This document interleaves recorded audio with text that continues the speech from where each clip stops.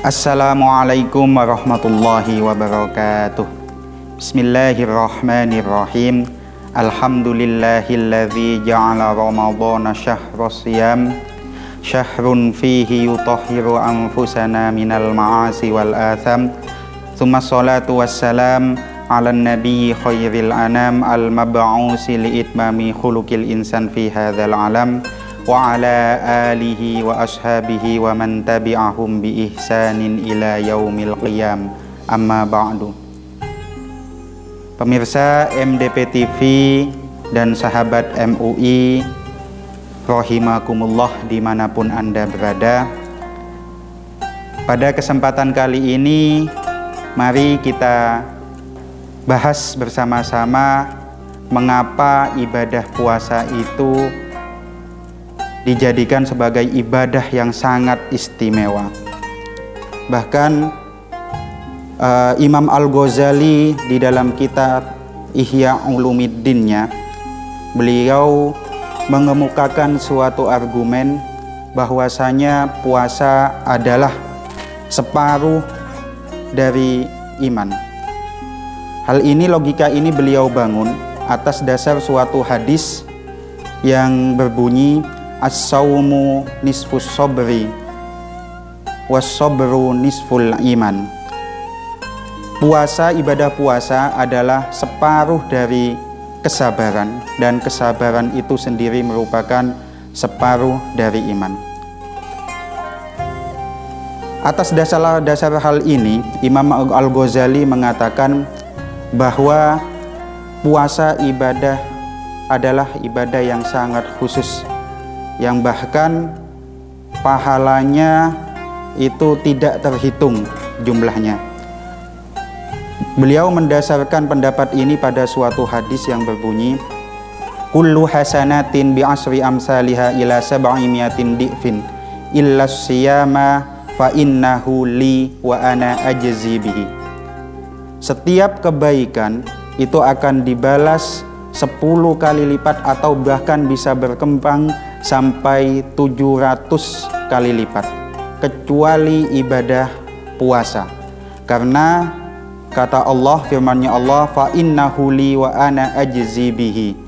Karena ibadah puasa itu merupakan ibadah yang diperuntukkan untuk aku dan aku sendiri yang akan membalasnya. Ini firman Allah Subhanahu wa taala.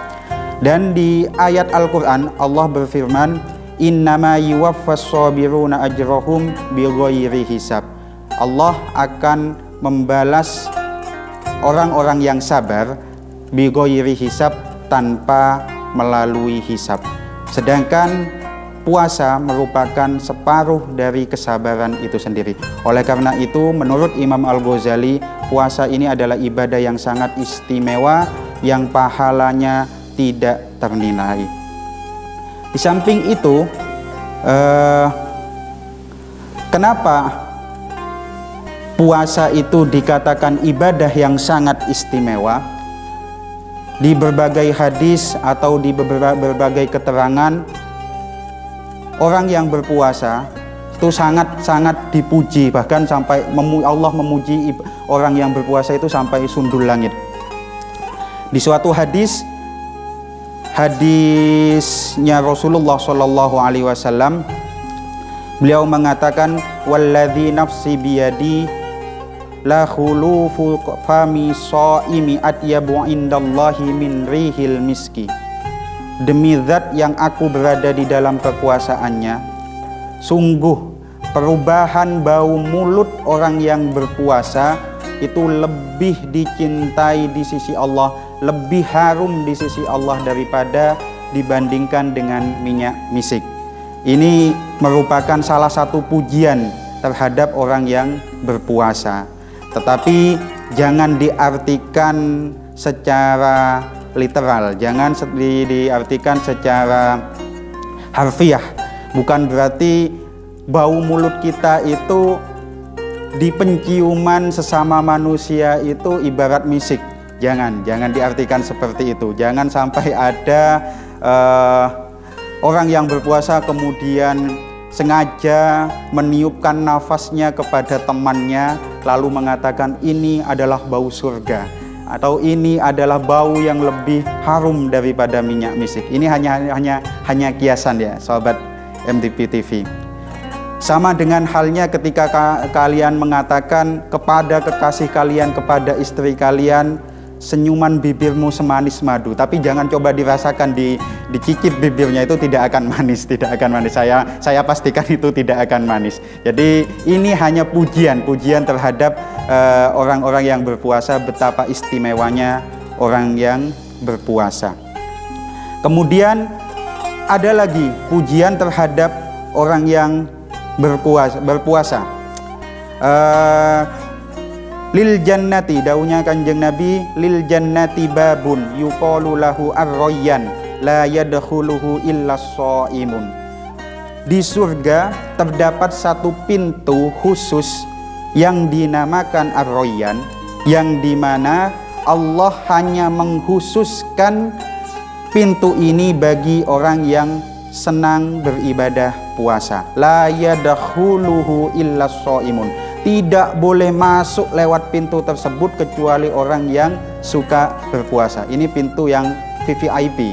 Jadi kalau kalian beli tiket, ibarat beli tiket, ada jalur khusus bagi orang yang senang melakukan ibadah puasa. Ini jalur VVIP yang tentunya tanpa hambatan ini.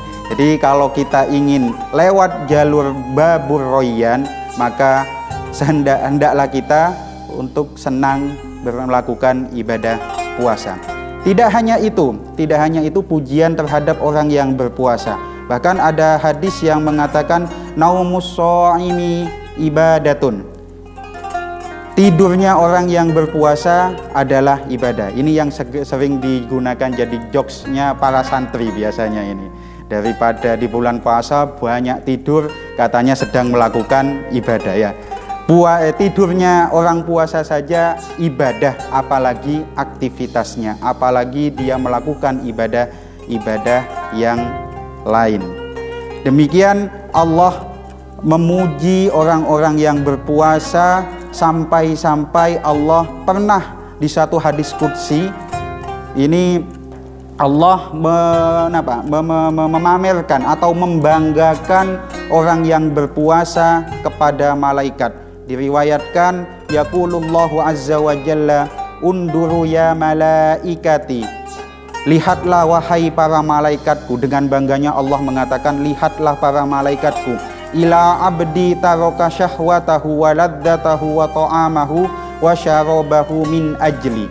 Lihatlah betapa aku bangga terhadap hambaku yang sudah mau meninggalkan syahwatnya, yang sudah mau meninggalkan kenikmatan-kenikmatannya, yang sudah mau meninggalkan makanan dan minumnya demi menjalankan perintahku. Ini istimewanya orang yang berpuasa, sampai-sampai dipuji oleh Allah Subhanahu wa ta'ala. Kenapa sih bisa seperti itu?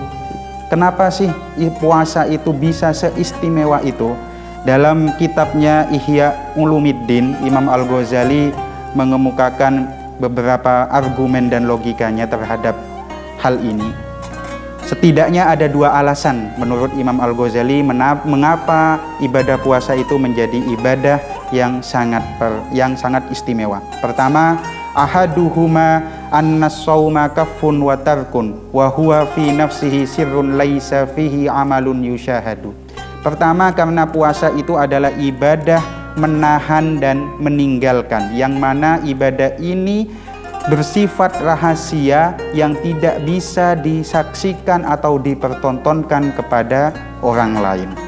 Tidak seperti ibadah-ibadah lainnya yang bisa dipamerkan secara fisik. Sholat, contohnya sholat bisa dipamerkan. Bisa saja kita taraweh di masjid agar dilihat orang ketika kita taraweh, atau ketika tadarus baca Al-Quran di zaman saat ini kita rekam pakai HP ketika ngaji, terus diupload di story WA atau di IG atau dimanapun, itu bisa dipamerkan.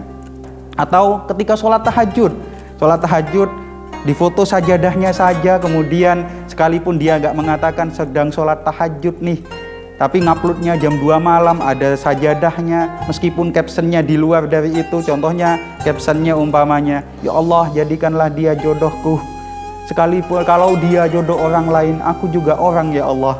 Sekalipun seperti itu, maksudnya itu pamer untuk menunjukkan dia sedang sholat tahajud. Berbeda dengan puasa, kita nggak makan, nggak minum, menahan hawa nafsu, itu tidak bisa ditampakkan secara fisik.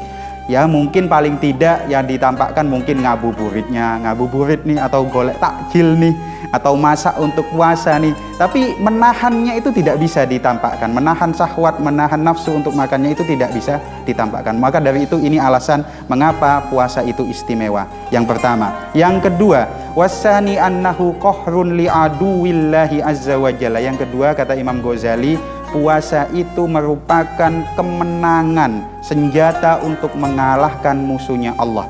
Karena sejatinya setan itu menggoda manusia itu lewat syahwat.